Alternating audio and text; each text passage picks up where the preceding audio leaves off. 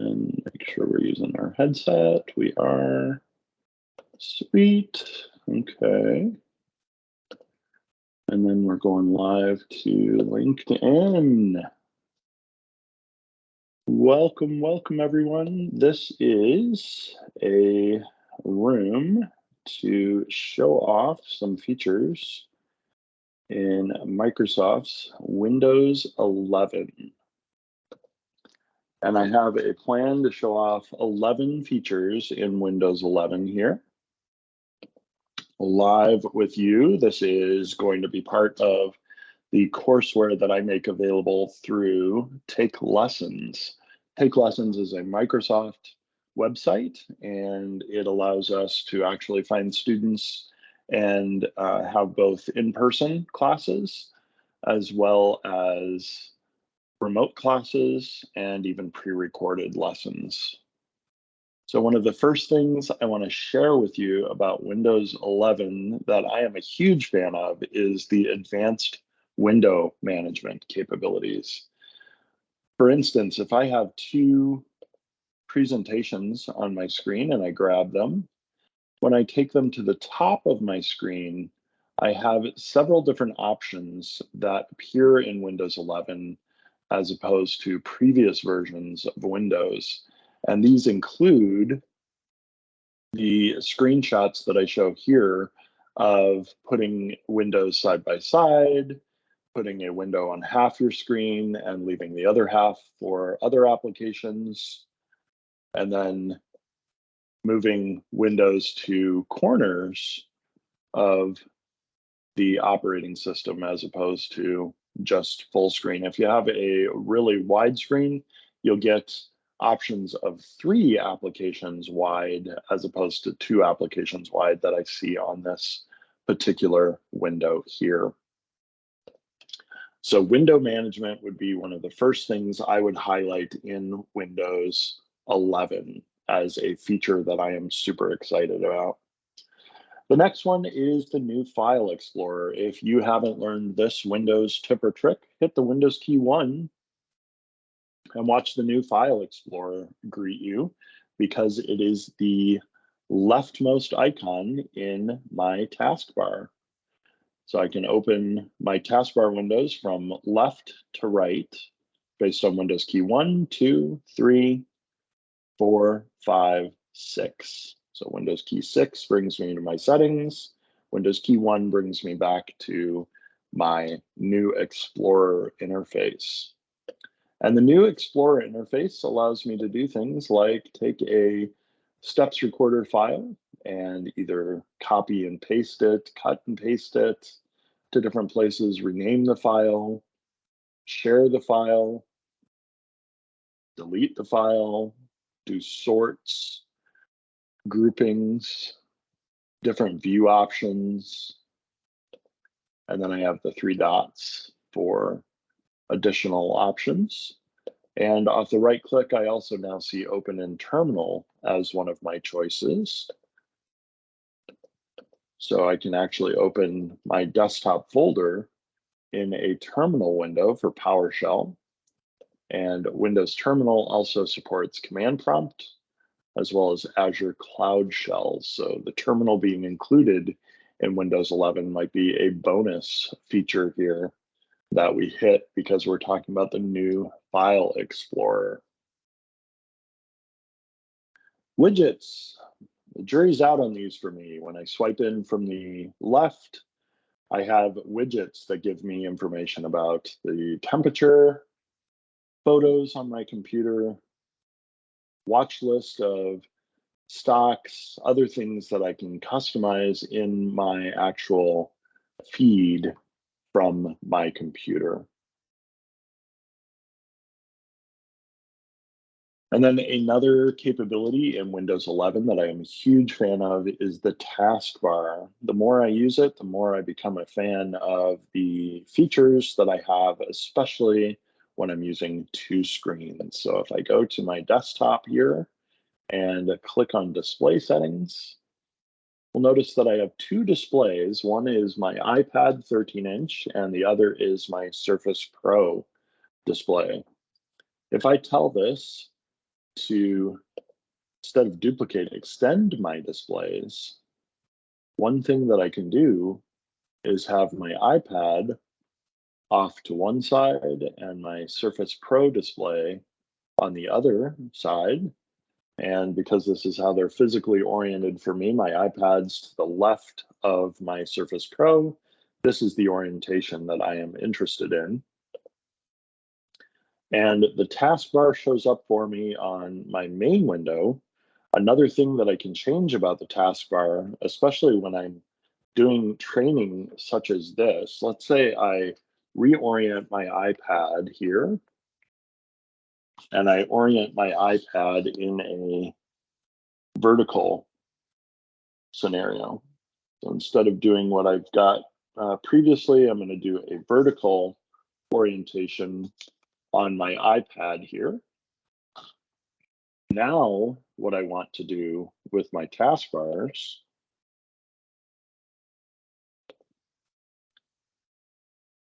is play around with that vertical orientation in relation to my Surface Pro display. So maybe I want the bottom of the display to be the shared edge. I can share that, and then I have a full screen iPad, portrait mounted, perfect for like looking through notes, viewing websites, and other types of use cases. And I can also make that other display my main display for Windows. What this allows me to do is switch the task switching to the display that I'm not sharing, as opposed to the display that I am sharing. And I think my sharing window just went away. Let's make sure we're still sharing our window successfully here. And because I have two screens, now I can see the two screens and confirm that I'm sharing the right one. So now when I'm doing my task switching, you can't see me switch between, let's say, PowerPoint and my Teams window and my settings window. So the taskbar and some of the advanced functionalities that I can get by right-clicking on my desktop, display settings, and then orientation, main display, when I have multiple displays, and making maybe the non-standard default the main display are things that I have become a really big fan of in Windows 11, the more I've used it. Especially when I get on the road, this is super helpful because I can take an iPad, and with Duet Display, the application I use, this becomes a secondary display that I can use anywhere and use with different orientations, so I could make it more akin to the display that I have or a higher resolution. So Duet Display is what I use for that. Let's go ahead and minimize Duet and look at some other scenarios here with my secondary screens. As a trainer, a lot of times I am doing a lot of window management and movement on my computer.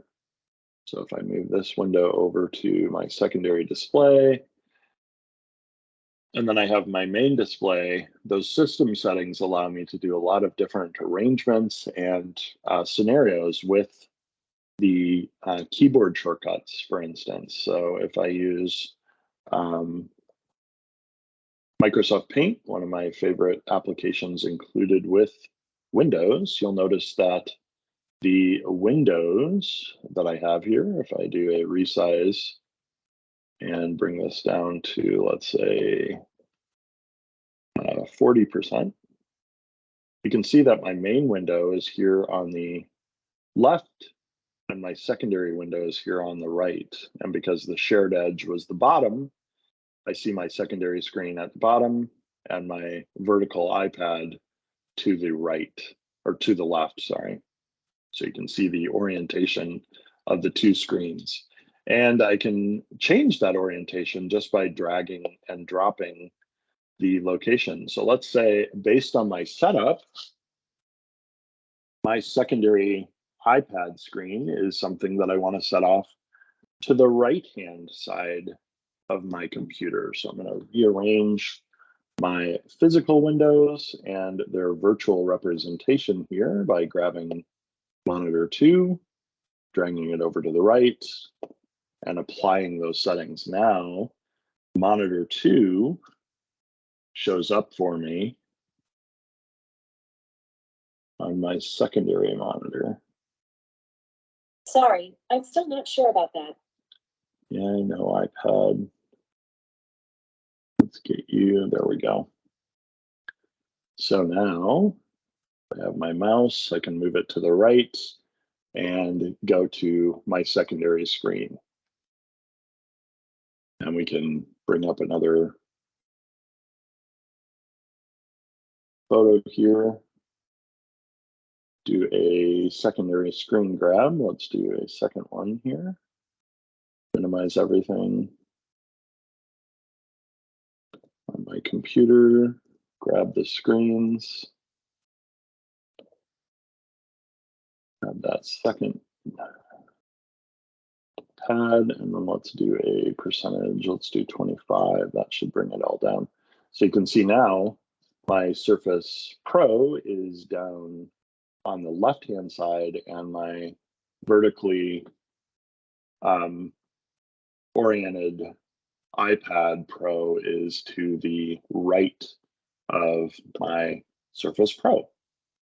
So secondary screens and some of the options that I get there are super, super helpful for me. Here's another screenshot of, if I can fix this slide real quick, as it adjusts my resolution on my secondary computer here.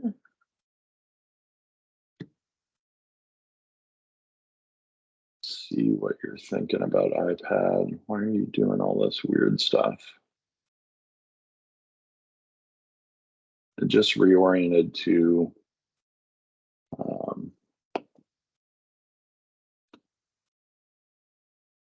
duplicate, that's why. So we extend the displays again, and then we keep the changes, and we're good there. Okay.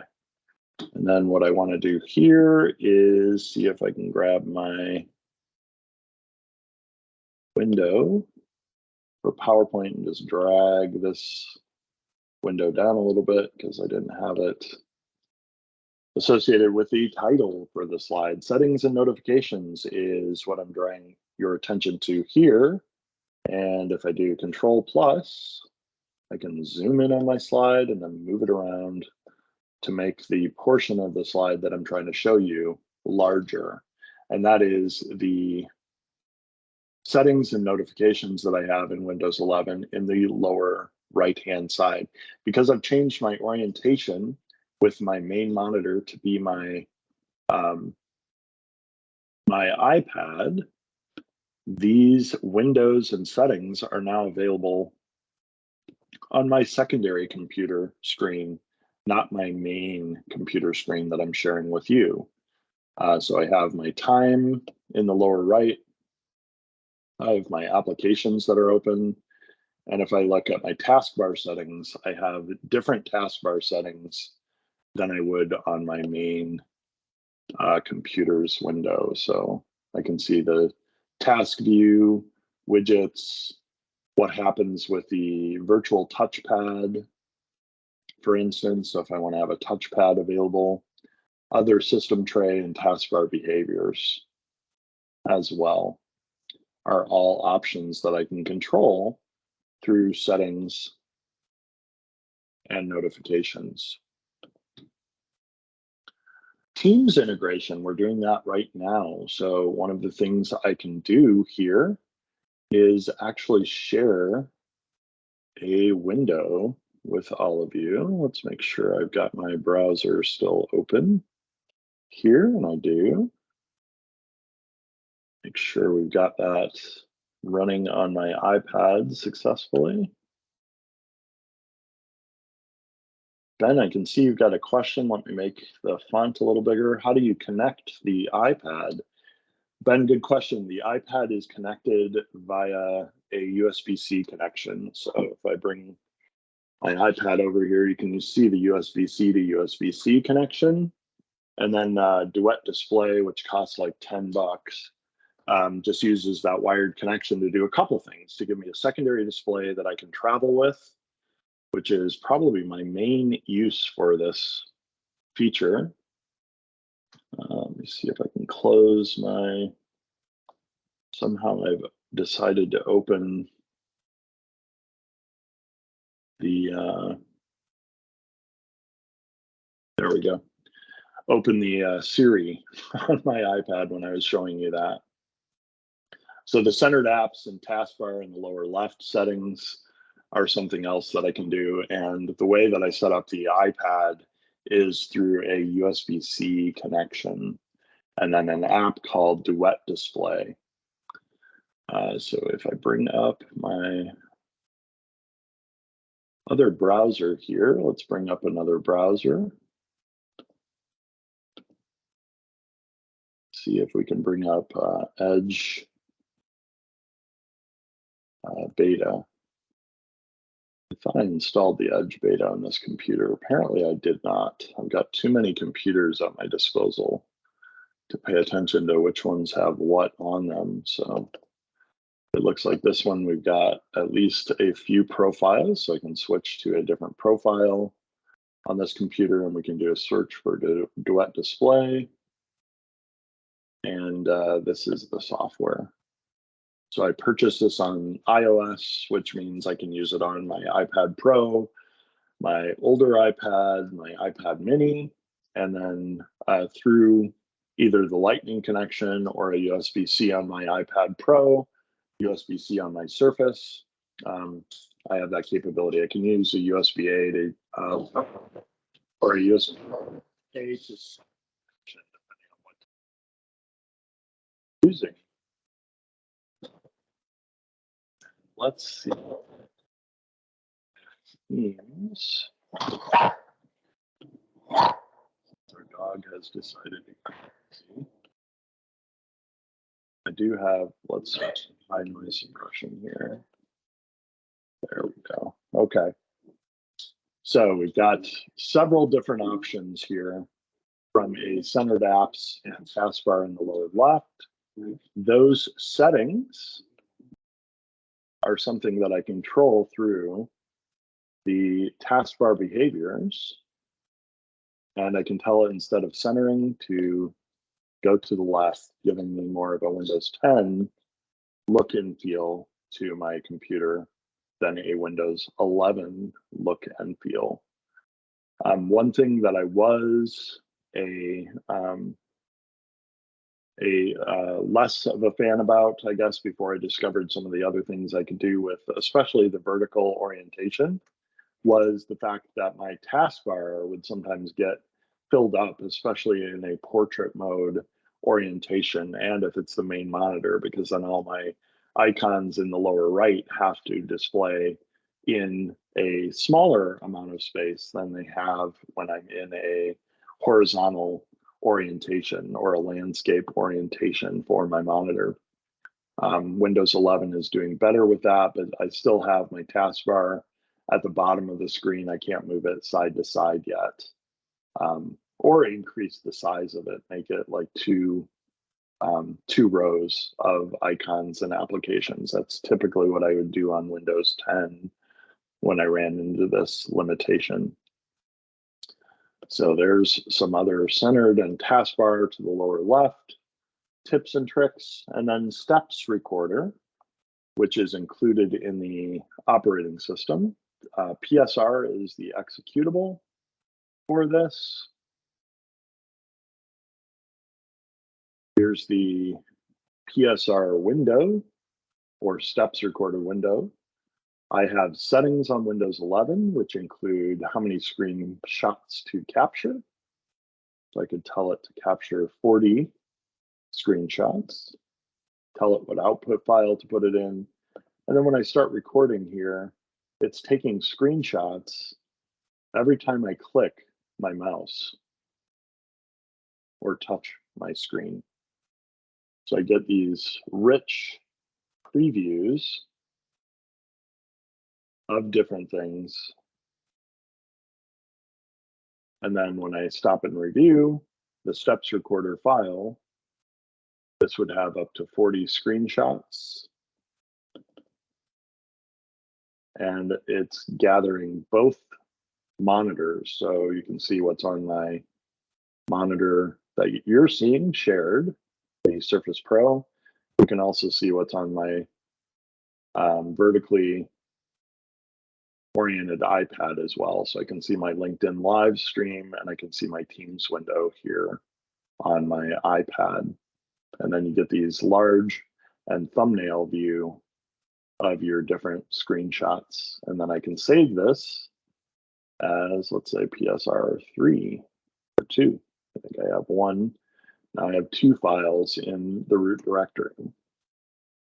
Some of the other things I can do with Windows 11, the Phone Link app I just discovered has my iPhone support as well as Android support. So this was announced fairly recently that iPhone would be added to the Your Phone Link app.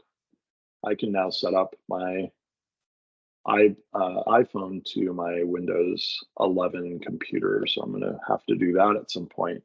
I can use third-party apps like OBS. Open Broadcaster software runs on Windows 11, just like it does on Windows 10. The exception to this is my ARM-based computers. I haven't figured out an easy way to get OBS running on those computers. So if I did OBS to send live video through my virtual camera, instead of having to share my screen with Teams, what I could do instead is send my video, OBS video, to LinkedIn. And now I'm seeing the OBS video screen instead of the video of me in the meeting. So this is one of the tricks that I can do from a standpoint of using Windows along with Windows 11 along with these third-party apps.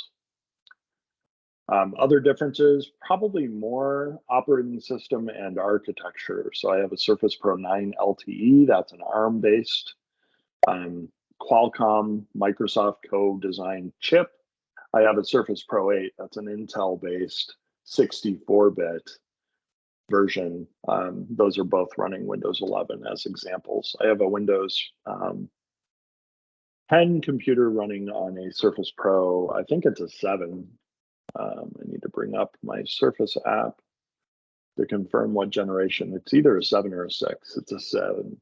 So I have a Surface Pro 7 and I have a Surface Pro 6 around the house somewhere as well. So those are some of the differences. Those could run Windows 11. This one's running Windows 10, so I can do some of the back and forth types of comparisons real time. And then search on my taskbar. Show this off because I ordered this from London. I have a separate window here. So if we stop our virtual camera, switch Teams back to our front camera, and then share our window.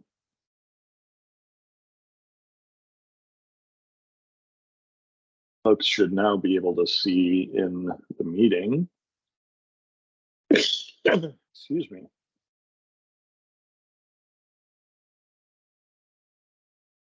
This Surface Liberty Edition type cover. So it's got the Liberty backgrounds, and that's what I have on my Windows computer now as well as the Liberty background when I attached it the first time. So if I go to my display settings, switch my Surface Pro to my main display again, you'll notice we reoriented to the lower left. So it looks a little bit more like Windows 10, maybe less jarring to those that are expecting their start menu to be in the lower left and not in the middle of the screen.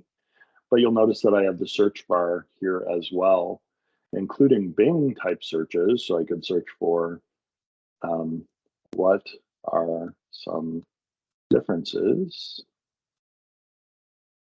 in Windows 11. And one of the options in my insiders build was chat in the results that I got here. So for instance, on this computer, if I do a search for Windows Insiders program settings, this brings up the fact that I have a Windows Insiders build available under Windows Update. So I have 10.0.22631 waiting for me on this computer. My Surface Pro 9 already has a more recent Insiders build on it. So the search, Bing, and Windows Insiders would be some other differences with Windows 11 that we could highlight here. And then if we hop over to our main window, we now can see that we've gone through 11 different things in Windows 11 that I have noticed. Get our power connected here. Give ourselves a little bit more power on our computer. Since I'm drawing the iPad's power as well, that's happening on my computer at the same time that we're broadcasting live to LinkedIn. We go back into that 11 features. We can look at the 11 things that we've highlighted here. Window management.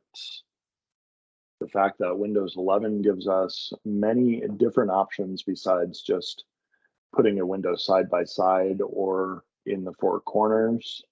We get some really creative ways to manage our windows, especially on large widescreen monitors. Number two, we have the new File Explorer, and we talked about the Windows key and the number one. If Explorer is the closest item on your taskbar to the left, Windows key 1 will open the Explorer interface. Number three is the widgets in Windows 11. And with things like this, if you don't find these useful, you can turn them off in settings. Number four, I believe here, slide 5, number 4 is the taskbar. So the taskbar being centered can be changed by telling Windows 11 to put it over to the left, like Windows 10 had.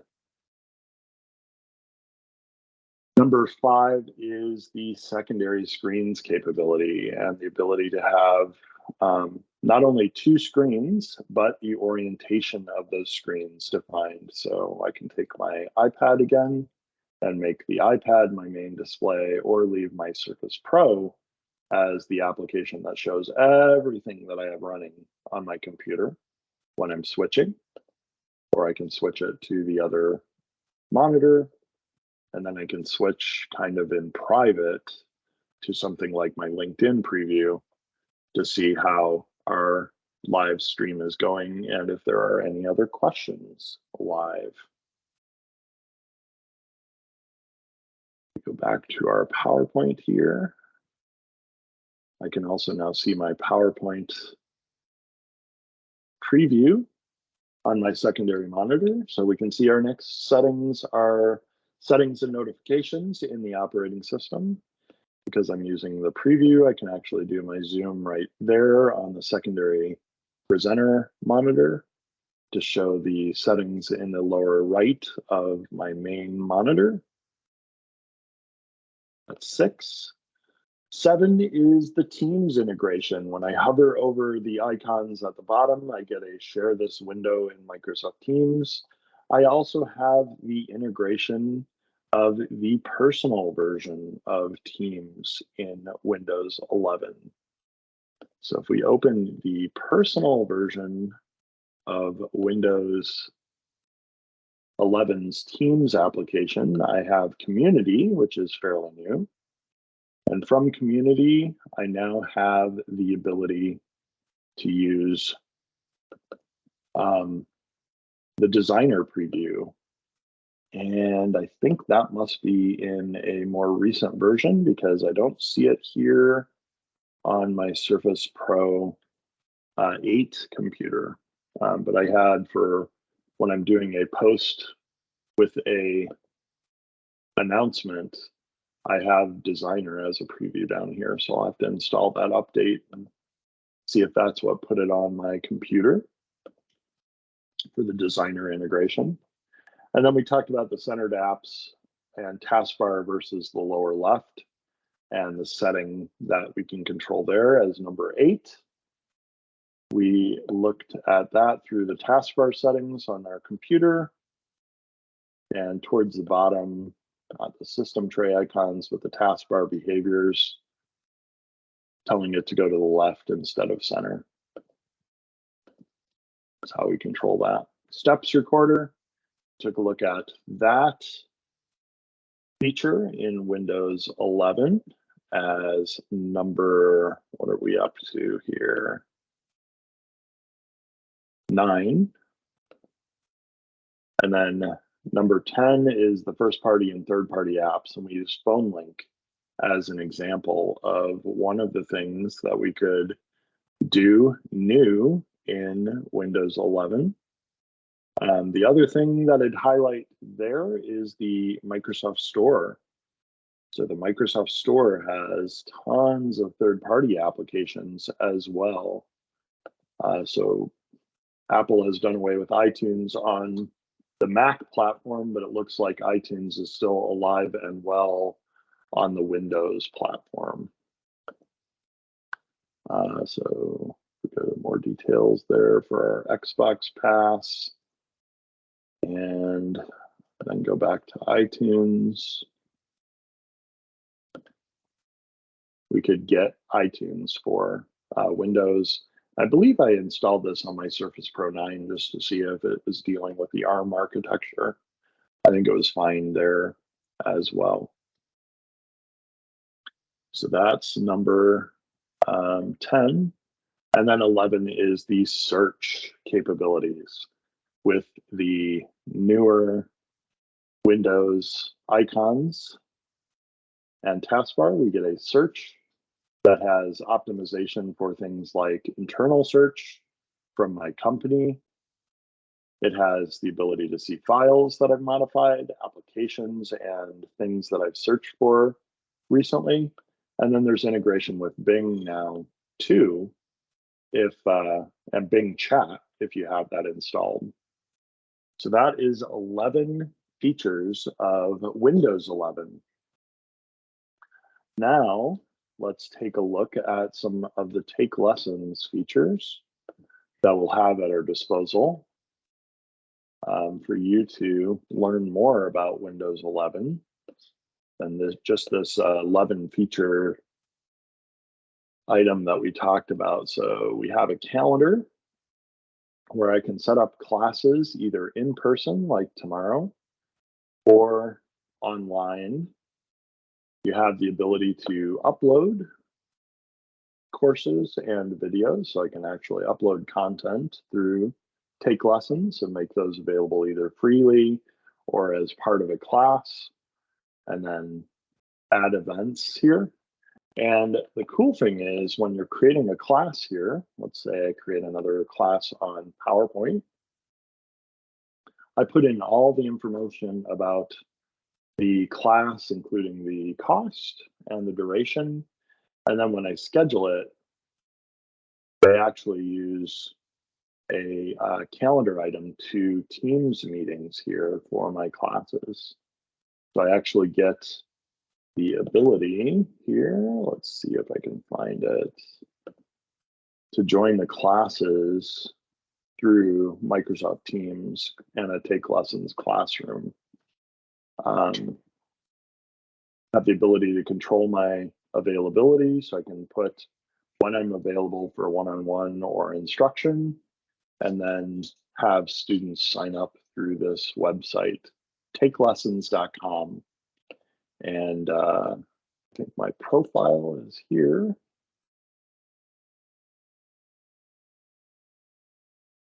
How do you get to the profile link here? I found this one other time.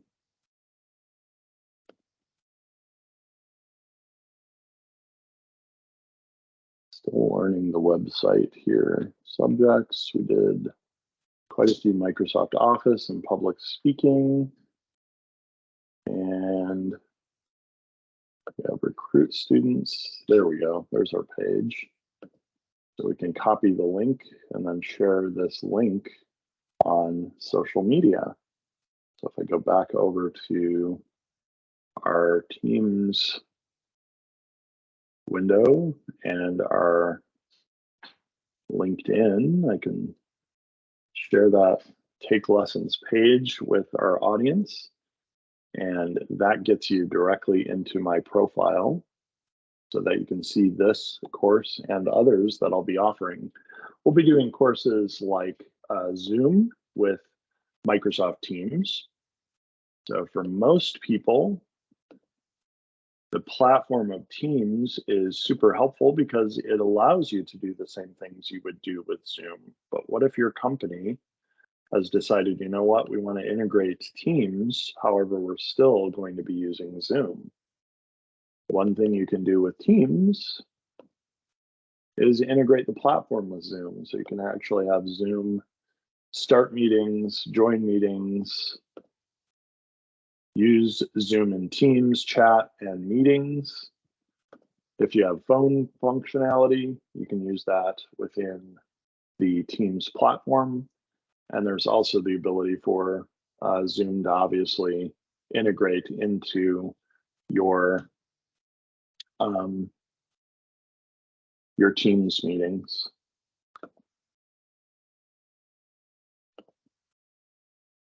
So if I bring up the Zoom website here as an example,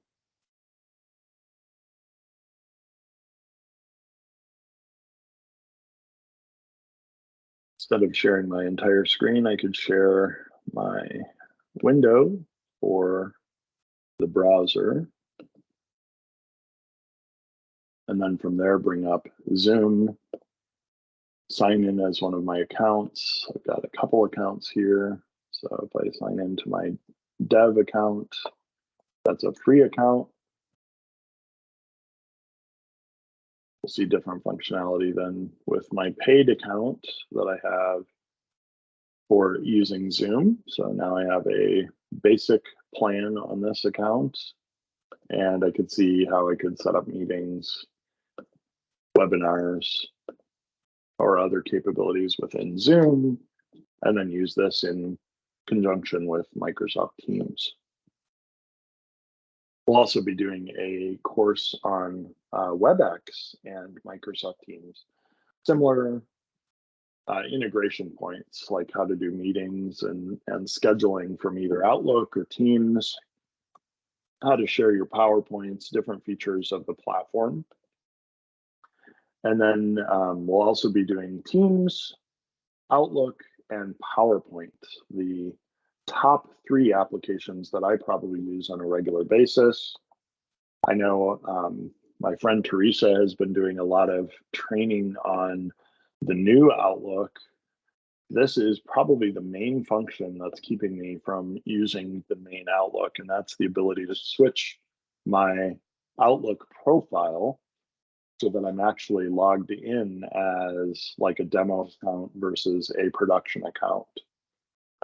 So to schedule a meeting using Zoom, make sure I'm logged in as my demo account as opposed to a production account in my production email is the main feature that I am using right now from a Teams perspective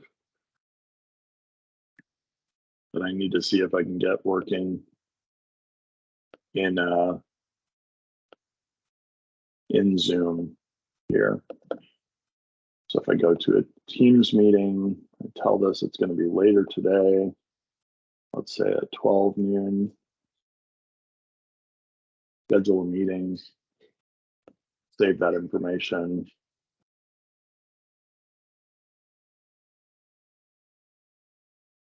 I'm sharing the wrong window here. Let's share the screen here so you can see what I'm seeing.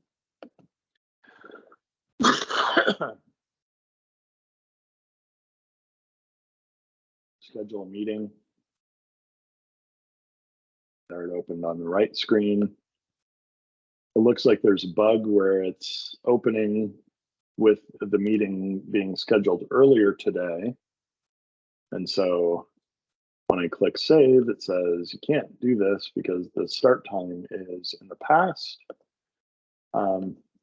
Looks like one way around that might be to start with an appointment and then add in the Zoom information afterwards.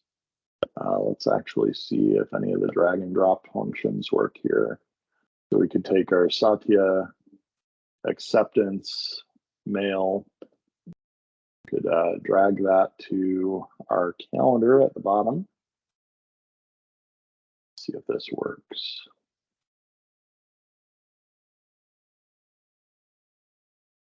Go to Satya's mail in our inbox. Drag that one to our calendar, which will pop open a meeting. And then the meeting is scheduled in the future. So when I go to schedule the meeting in Zoom, I now have the meeting link information included in the meeting. And then I could go ahead and invite others, add Satya as an attendee to make sure he receives the email about the meeting at 12 today and send that off. So different ways that Zoom can integrate just like Teams can with Outlook. And then the third application would be PowerPoint. PowerPoint is typically where I am sharing information. So if I wanted to do Zoom and Teams integration as a topic for a webinar, I can go to my ribbon in Outlook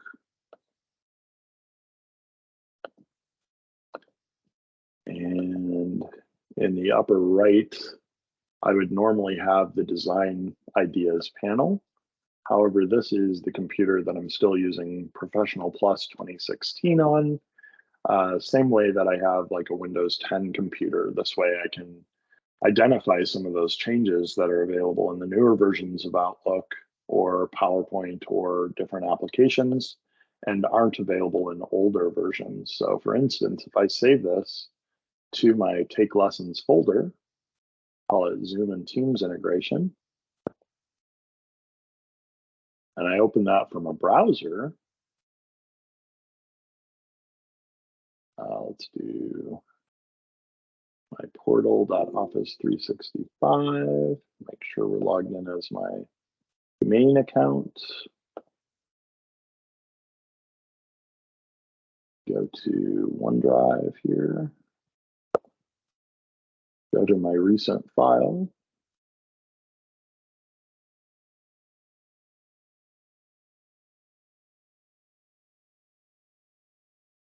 Take Lessons, Zoom and Teams integration.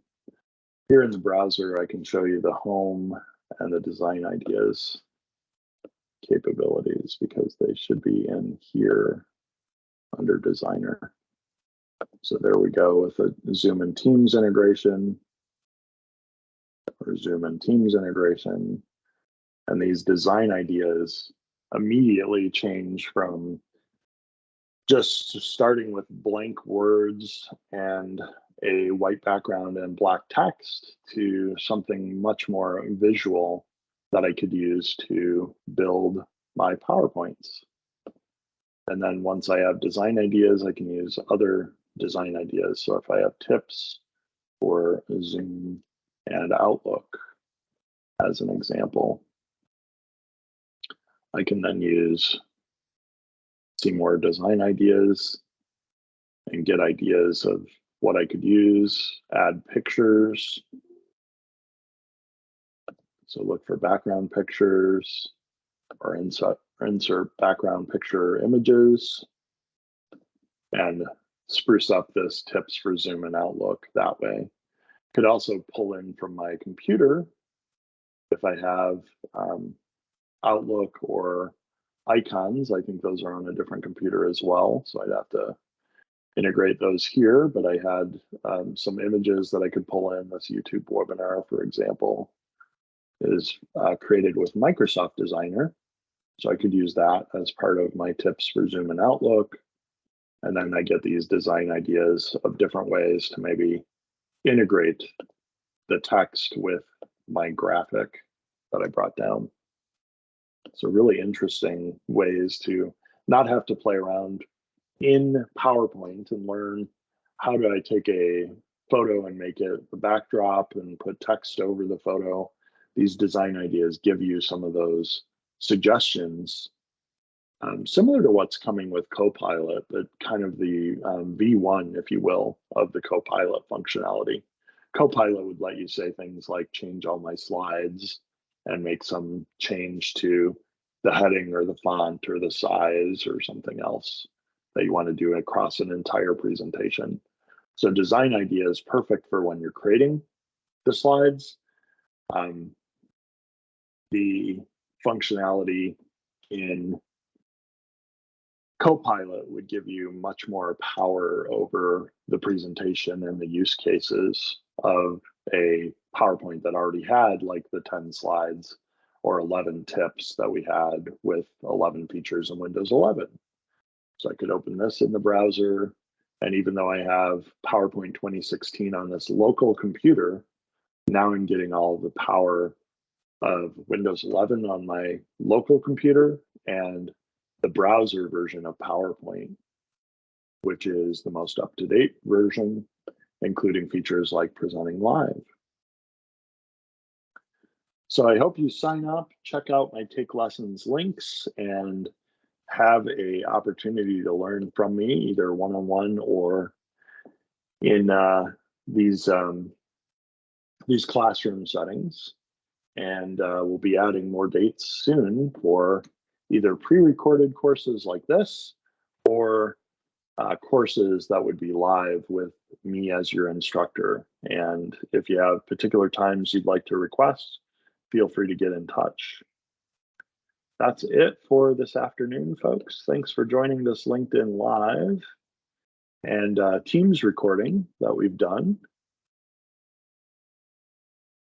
And I will see everybody shortly here. Let's stop our recording.